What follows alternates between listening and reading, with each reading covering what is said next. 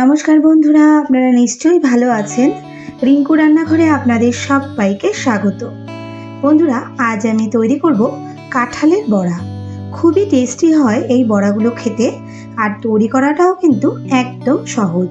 আর আমার যেসব বন্ধুরা কাঁঠাল খেতে একদমই পছন্দ করে না, তাদের যদি এমন বড়া না বলে খেতে দেওয়া হয়, তবে কিন্তু টেরই পাবেন না এটা কি খাচ্ছেন। আমি তো আমার বাড়িতে এমন করে বড়া খাইয়ে সবাইকে তাক লাগিয়ে দিয়েছিলাম।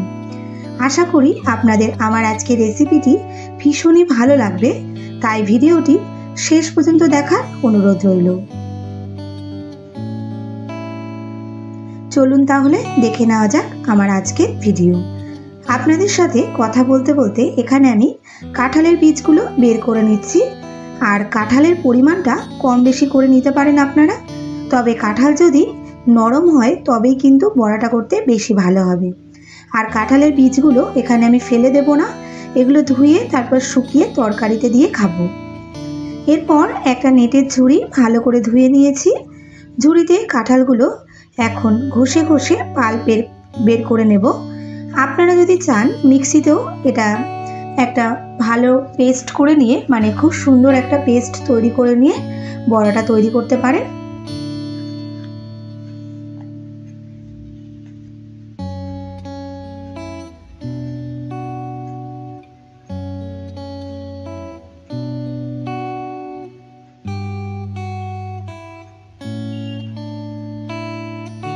দেখুন বন্ধুরা, আমার সব কটা কাঁঠাল দিয়েই ঘষে পাল্পটা বের করে নিয়েছি।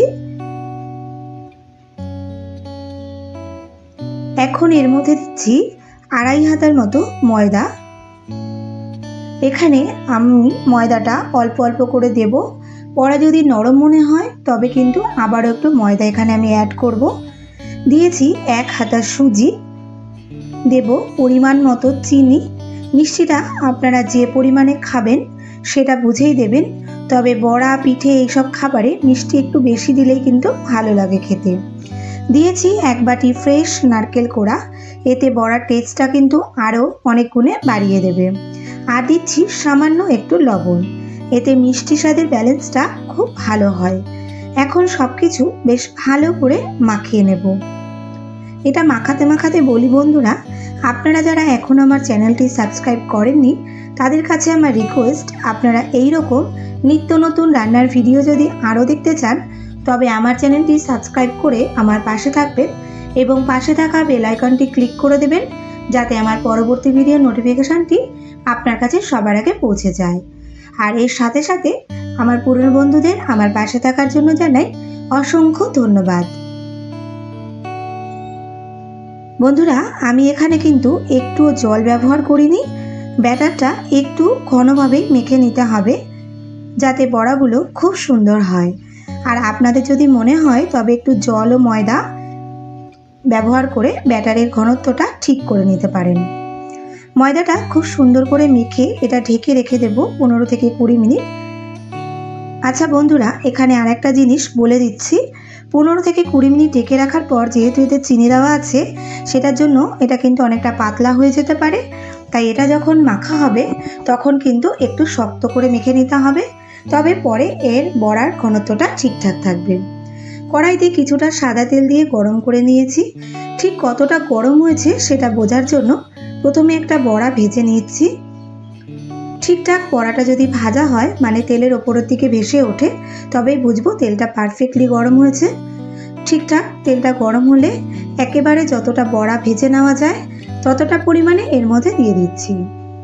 একটু ছোট ছোট করে দেওয়ার চেষ্টা করেছি, কারণ তেলে ভাজার পর বড়াগুলো কিন্তু অনেকটাই ফুলে বড় হয়ে যাবে। বন্ধুরা, বড়াগুলো কিন্তু ভাজতে হবে একদম মিডিয়াম ফ্লেমে, যাতে এটা চারিপাশটা খুব সুন্দর ভাজা হয়, সাথে ভেতরটাও যেন খুব সুন্দর ভাজা হয়ে যায়। ভিডিওটা করতে করতে আমার তেলটা একটু বেশি গরম হয়ে গেছিল, তাই বড়ার এক সাইড থেকে দেখুন অনেকটাই ভাজা হয়ে গেছে। বড়াগুলো যখন খুব সুন্দরভাবে লালচে হয়ে আসবে তখন নামিয়ে নেব। যেগুলো আমি আগে দিয়েছিলাম সেগুলো অনেকটাই লালচে হয়ে গেছে এবং ভাজা হয়ে গেছে, আমি সেগুলো এখন নামিয়ে নেব।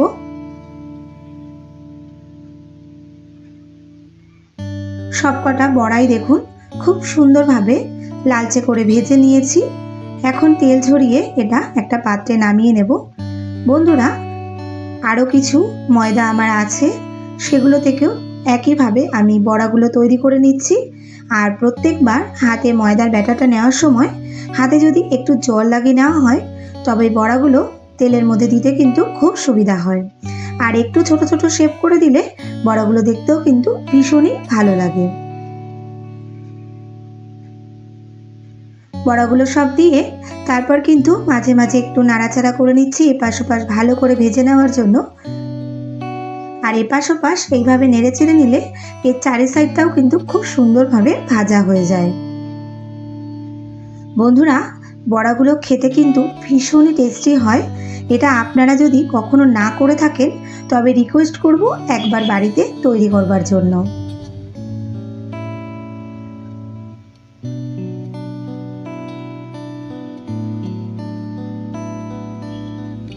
বড়াগুলো পারফেক্টলি রেডি হয়ে গেছে। এখন এগুলো আমি সব তেল ঝরিয়ে নামিয়ে নেব। দেখুন বন্ধুরা, বড়াগুলো কতটা সুন্দর হয়েছে। আর এইভাবে মিডিয়াম ফ্লেমে ভাজলে কিন্তু বড়ার ভেতরটাও কাঁচা থাকবে না, খুব সুন্দর ভাজা হবে। আশা করি আপনাদের আমার আজকের রেসিপিটি ভীষণই ভালো লেগেছে। ভালো লাগলে একটা লাইক করার অনুরোধ রইল, সাথে শেয়ার ও কমেন্ট করতে কিন্তু একদমই ভুলবেন না। বন্ধুরা দেখুন, বড়াগুলো সব রেডি হয়ে গেছে, সব তেল ঝরিয়ে একটু ঠান্ডা করে নিয়েছি। আর ভেঙেও দেখাচ্ছি, দেখুন ভেতরটা কতটা সুন্দর ভাজা হয়েছে। এখন তাহলে আসি বন্ধুরা, আপনারা সবাই ভালো থাকবেন, সুস্থ থাকবেন। দেখা হচ্ছে খুব শিগগির।